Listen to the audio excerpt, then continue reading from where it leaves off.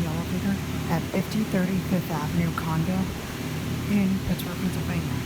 This is an 80s Westinghouse. This fired nice elevators. Westinghouse interlock both the Schindler sticker because it's maintained by Schindler. It's 3. Saw the Schindler van parked right outside here once.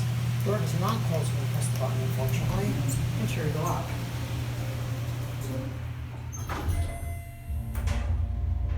Oh, I see how this is. This is actually microprocessor controlled. Probably very late type A/AE. EPCO circle and fixtures here at 3.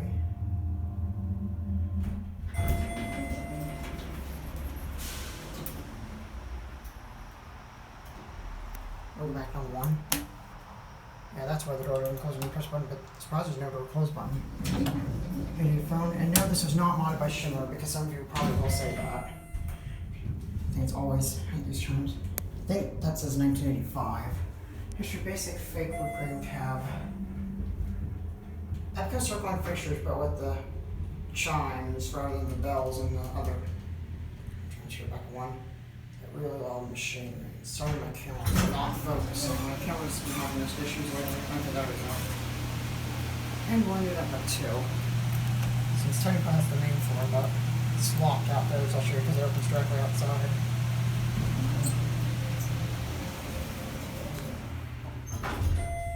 Two's burned out.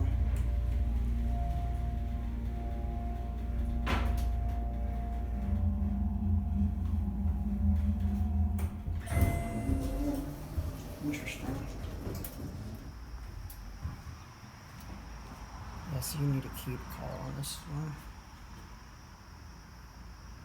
I don't think it's over those fire service circles, and that's going to be it.